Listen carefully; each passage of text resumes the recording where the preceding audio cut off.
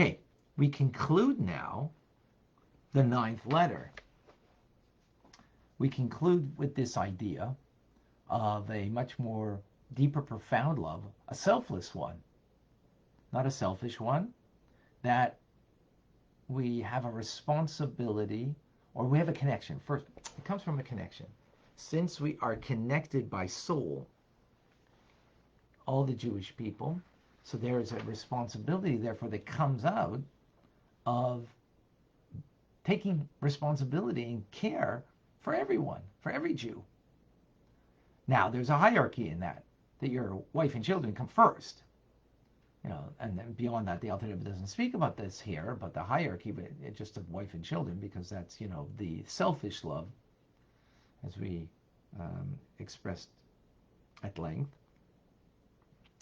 So, but there is a hierarchy in the sense of responsibility. Being wife and children are the first that we're responsible for. So he continues and says, therefore, my beloved ones, my brethren, you should direct your hearts to these words that I speak briefly in this letter, but when you come to me, I will speak face to face to you at greater length. And he says, these are the times that we're approaching to the footsteps of Mashiach, which the principal service at this time is tzedakah, charity. As our sages say, that Ein Yisrael Nigolan Ela B'Tzedakah, that the Jewish people, and for that matter, through the Jewish people, the entirety of humanity, will only be redeemed through tzedakah, through charity. The Talmud tells us that the study of the Torah is equal to all performance of acts of loving kindness. Yet here the Alter Rebbe is saying that charity, tzedakah, is the prominent or the most important mitzvah on the footsteps of coming of Mashiach. Is it then study of Torah, or is it tzedakah? So he says, in the days of the Mishnah, of the Gemara, of the Tanoim Amoraim, the great sages back then, and we're talking about 2,000 years ago, 1,800 years ago, and so on, around those times, then the main way of serving God was through the study of Torah. But today, on the footsteps of Mashiach, that the sukkah of David has fallen, meaning the holy temple has fallen to the feet, to the heels, meaning to the world, to the feet, the heels, meaning to the lowest part, which is the world of Asiya, the world of action, and in world of action, to the lowest element of action, meaning to the ground, the lowest. It means the way then to pick up is from the lowest, to pick that up the lowest. So you have to do it from the lowest thing. What's the lowest thing? Not intelligence, not emotions, not thought, not speech, but action. Action, right? The actions are the most simple form of human engagement, right? Action. To move a pen, to extend my hand and give tzedakah, for example, right? As opposed to having a love for God in my heart, having an awareness of God in my mind. Those are more spiritual, more higher elements of the human. The action is the lowest. So what we need to do is to cleave to God by transforming the lowest element, the world of action, the world of darkness, which is in the world of action. And therefore, intelligence or speech alone is not sufficient, but we need to do the act of charity. So what is so unique about the act of charity? There's many other actions we can do, like putting on tefillin, lighting Shabbos candles. Those are actions. But there's something unique about the action of being charitable. That just what are you doing? You're giving to those who don't have. Providing for those who don't have. Which is what God is always doing in this world, providing for us. So we're acting godly by providing for others. And that's the call to action. For those who don't have, we provide. And whoever sacrifices their impulse with respect to being charitable, in other words, they subjugate the negative side that we have within us that wants to hold, right? We hold on to things. We want, it's mine. That's the way we want to naturally be, but we convert that natural inclination of darkness of the animal soul to light. To light. And this will help to bring the final redemption, that the light of God will dwell not just in the spiritual realm or in the realm of intelligence or in the realm of the heart, but in the realm of the physical reality of this world through the act of giving.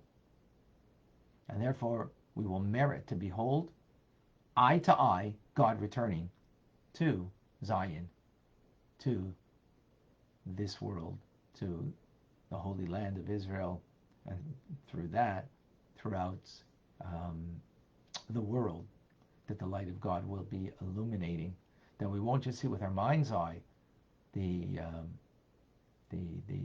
presence of God, but we'll see with our physical eye through our physical action of giving,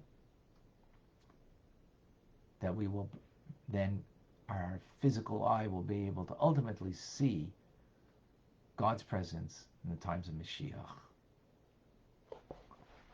Whew, powerful. So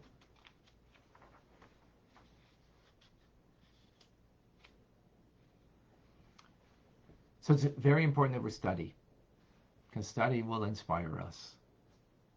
Study will inspire us, but it means that the inspiration is as great as Talmud, the great of Talmud is that it brings us to action. And what is the ultimate action? Giving. What is the giving over here? Giving here is with the notion, each time we speak about charity and we speak about giving, there's a different angle that the Alter Rebbe is approaching. Right? Previous letter was about giving before prayer, that you can have the deliverance, the connection of God, the light of God, an intense light of God during prayer. Here, it's about an awareness that what it means to go to work, to have a livelihood, make money. That the whole intent is to give. You want a lot of money because it's going to change anything in your life. That's what we're talking about. Just so I could help the institutions that bring people closer to Hashem, to people that need, that are lacking. And that's your whole drive, that you can make that difference. Why? Because you feel the connection. You feel that connection to God, to every Jewish soul, and therefore you feel a sense of responsibility. And therefore you give unstintingly, without. That's a very powerful thing. And that with this we can understand how charity then will redeem the Jewish people, will redeem all of humanity. And the Rebbe spoke when that all corporations, companies, when they pay the employees, they should pay them an extra $1. And that $1 is to give to charity. And add from that $1 your own, just to promote tzedakah. The Rebbe went on self-sacrifice every Sunday to stand up for anywhere from 4 to 7 hours, depending on how many people, turning away no one, to give tzedakah, to give $1. Brachas So many miracles that happened during that time, unbelievable. But the goal was give. He was giving money. He wasn't taking money. He was giving money. Why? Here's for tzedakah. Give this for charity. Now, of course, we all kept the Rebbe's dollar and we exchanged it for another dollar and more. And more. That's, the Rebbe would stand 4 to 7 hours every Sunday just to encourage people to give tzedakah. Because this is what's going to redeem the world. And this is the notion over here. So he's giving us a way that we can do this in an unstinting way. You know, we're naturally selfish. We're born clenching our fist, wanting to hold on. That's how the baby's born. Now they're not open. We die this way, our hand open. We come into the world clenching the fist because we want to hold on to things. So when we know that things are not what's important, but it's God, it's the soul that's important, and recognizing the connection I have to others and therefore the responsibility that I have,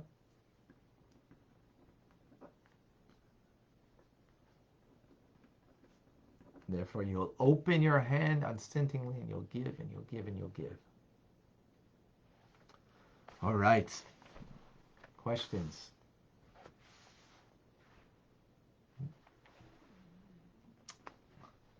This might be even a better Yom Kippur appeal, this letter. But it's a lofty mindset to have. Again, it's not saying that we don't have the natural human love. We have that. And unfortunately, even today, that's something that's being lost. That sense of connection to loved ones that we take care of. And we feel that human love, that's selfish love. That's today's a level. But the Alter Rebbe wants to bring us to a much more profound way to live.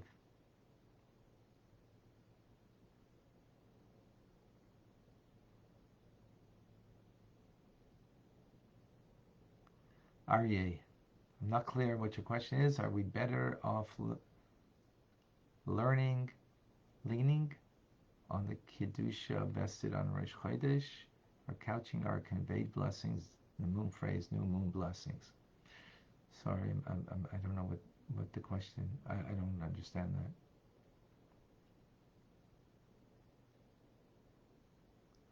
that. Any other? Andrew, when we support our shuls and donations or of duty and the loved one as well, let's take care of our families. Does this help us redeem the world and comply with these teachings? Absolutely. By the way, tzedakah, if you give, without even this mindset that the Alter Rebbe is trying to give, rise us up from the human condition to what it means to be godliness in our life. That's godliness, what the Alter Rebbe spoke about. But we give, and even if we give for, feeling good, or to get some kind of, pat on the back from someone. Oh, look, so nice, you gave, and that makes you feel good, and it's still great. It's unbelievable. So even if we're motivated by that, absolutely, Andrew, it's helping to bring the redemption. That being said, we can grow beyond that and give more altruistic, selfless ways. And but the most important thing is the giving. Absolutely, no question about that. No question. Curtis, so is obviously Ava and giving related in that's how we show our love. Yes, exactly. That's how we show love, is by giving, right? We give to those that we love, right? Absolutely. Absolutely. Okay. Okay, I don't see any other questions. Michelle, please share with us. Hi, Rabbi. Good. Chodesh Tov. I really love when you were talking about the difference between selfish love, which is human love, and selfless love, which is love that comes from the soul. And it reminded me of something that Rabbi Twersky used to talk about. And he talks about a young couple that fall in love. And a young man and a young woman fall in love. What does that mean? That means that in this woman, he saw someone that could provide him with physical and his emotional needs. And she saw in this man someone who could provide for her with security and stability. Each one is looking out for their own needs. It's not love for the other. The other person becomes a vehicle for their gratification. And he explains that true love, a love from the soul, is not on what I'm going to get or what I'm going to give. And he says that people make a serious mistake in thinking that you give to those whom you love, when the real answer is you love those to whom you give. And his point is, if I give something to you, I've invested myself in you. And since self-love is a given, because we all love ourselves, now that part of me has become in you, there's part of me in you that I love. And so true love is the love of giving, not receiving. And I think I've already said this in one of your lessons, have I? You have said it, but thank you for saying it again. You said it so beautifully, and it's so true and timely. Yes, beautiful. Yes, very That's well what said. I wanted to say. Yeah, so yes, beautifully said, and so true. So now, just to give some context to that, when you are looking for someone to marry, you should be looking for that person who's going to be something that you will that you feel is something you're going to have a benefit gain from, things of them, right? So, like you mentioned, the character of the person, is it something that is a character that you like, that the qualities of the person that is going to help you in fulfillment of your life. So that's what you look for. But as Michelle said, quoting from Rabbi Twersky of blessed memory, don't call that love. Call that my needs to be met. But once you get married, then you can come to true love. And with this we can understand what it says, the first marriage in the Torah that we're told of is of Yitzchak and Rivka, of Isaac and Rebekah. And what does it say? He got married, brought her into his tent, and he loved her. He didn't first love her and then marry her. He married her and then loved her. What do you mean? It wasn't attractive. Doesn't mean there wasn't an attraction. Don't think attraction is love. Don't think that the needs that you will have fulfilled by this person that makes that person lovable for you, called real love. Real love will come through marriage, because in marriage you will give. And because you will be giving and giving and giving, that will develop the love that will ultimately be a true selfless love, that it's about the other and not about you. And this is why I guess they say love grows. Exactly. Because instantly, I guess it is human love. But as you spend time together, it becomes love from the soul. Exactly. Thank you. Very well said. Very well. Eliana, please share with us. Yeah, I was thinking about Adam and Hava, Adam and Eve, and when they're in the garden, they truly. I don't know how best to say this because it's all just coming as a thought right now. They did not have the opportunity to give. They were takers in the garden because they had access to everything, but they didn't, even though they were there to, keep the garden, they didn't have to give anything back. It was only when we came to the world of action that we now have the ability to give. And it's almost as if without the sin of the garden, we would never have the ability to even give or to love and act in the way that Hashem acts towards us, because we would be in that realm where we were just takers. Yeah, very true. God created the garden.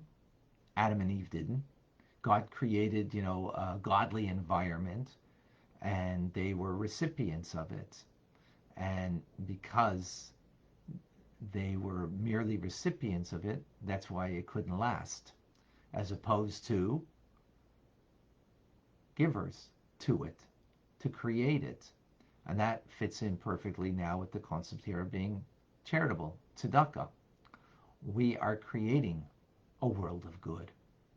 We're taking from those who are have-nots and giving them, and then taking from their dark world and from our dark world, because my dark world says hold on to it. Their dark world they don't have. So I'm taking the darkness from me, transforming it into light. I'm taking their not having and making them into haves, that they have light into their life through that. And what I'm doing is transforming. So we are doing the action in the world of action, in a place where there is missing, lacking, right? And as a result, we, become partners with Hashem, transforming the world, and that's what makes it truly lasting, as opposed to, like you said, Eliana, very well, that it's a gift from God, that was just bestowed upon them, and they just were recipients of it rather than creating it. Absolutely. Thank you. Thank you. Andrew, I thought I answered a question. Was there another question? Let me see over here. I answered one. Is there another one? If there is, I don't see 2 question marks. Oh, here. Why not duty and self-love for taking care of wife and kids? Why does it have to be either or? No, it's both. I said it's both. Andrew, it is both duty and self-love. I mean, the self-love is going to be there, that self-love will be there. The question is it going to be something more than that? Is it going to be something that also has a, selflessness to it? So yeah, the human condition of that will be there. And, the question is it going to be tempered? So when I want to give a hug to my grandchild, which I want, right? I want to do that, right? I want to give them a hug. I want to give them a kiss. Oh, that was so cute, right? That was so cute, so adorable. I just want to give them a big hug. Who am I doing that for? Doing it for them? Doing it for me. That's going to be there. The question is, can I temper that? Now, I'm not that Rebbe Rashab is going to now write a Hasidic discourse for my grandchild and, and do that. But can I temper it and make it something about them? That's the point. Not about me. Then it's real love. Real love means it's about them, not about me. So, yeah, maybe it's exactly when, they're being, your child, not a grandchild in this instance, because it doesn't work that way for grandparents, but your child is being obnoxious, right? And you're kind of stern with them. Well, maybe that's exactly when they need the hug from you. Exactly when you don't want to give it, right? You want to be stern with them. You want to be tough with them. You want to, grind your teeth because, again, the example of being in a restaurant in the public domain where they're not a real nice reflection of you. So maybe they need the hug right now instead of you being kind of stern with them. And the reason you're being stern with them is because of your self-love. So yes, absolutely, we're going to have both. Excellent question, Andrew. Thank you. Rachel, within all is hidden to reveal, it will understand that we held the keys. I'm not clear on that. You'll have to, Rachel, help me out. Okay. Eugenia, I know now that by giving tzedakah to others not related to us, we transcend the natural human condition of selfish love, rising to a higher level of real selfless love. Very good, excellent. And I know now that I have to love on a Hasidic kiss way. I have to be aware of the other person's needs and not to selfishly love. Also, I have to be more charitable to add to the redemption of humanity. Excellent, beautiful. Excellent. Okay, you guys are great. John, I know now that physical things are havle havolim, vanity of vanities, and nothing exists besides God. By helping those whose soul is a portion of God, we imitate the chesed of God, the kindness of God, the action of tzedakah, not Torah study alone, is the only way bringing divine light to this world of darkness, the physical world of Asiya. That's the footsteps of Mashiach. Grow louder. Beautiful. Oh, beautiful. Thank you, John. Rabbi. Yes, Michelle. I just wanted to stress on something. Sure. What's true in the material world is the exact opposite of what's true in the spiritual world. So in the material world, there are so many pieces of the pie. If I have some pie, you have less. But in the spiritual world, the more I'm able to give, the more I'm able to actualize. Obviously, I'm going to get that by twofold, get that back, but it makes it a field of possibility for others to do the same. Yes. So by giving, we're inspiring other people to give, not necessarily to us. We'll get that mitzvah back through another channel at another time. Right. But we're inspiring other people to give, and I think that's such a beautiful thought. Totally. Thank you. Yes, absolutely. All right, beautiful. All right, great shares, great thoughts, great comments, great questions. A great day. It's Rosh Chodesh. Tomorrow we start blowing the shofar, getting ready for Rosh Hashanah. We blow the shofar every day except for Shabbos, of course. From Rosh Chodesh Elul, the first day of Elul. Today is the first day of Rosh Chodesh, the last day of the month of Av, 30th of Av. But tomorrow we're going to blow the shofar, and we're getting ready for a new year. So, a good Chodesh to everybody. Thank you all for joining. A reminder, 12:15 today, we have Rambam, Maimonides, learning the laws of, actually, from Passover to Rosh Hashanah. We're going to learn the laws of Rosh Hashanah today, starting.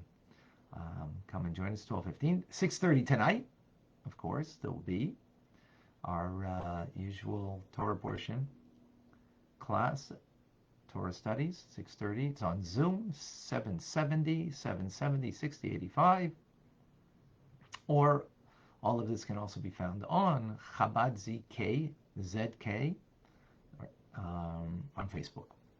I'm Rabbi Ronnie Fine, coming to you for Chabad Zichron Kedoshim in Montreal, Canada, where it's a privilege and a pleasure to share with you the Tanya. Have a wonderful day and a good Chodesh.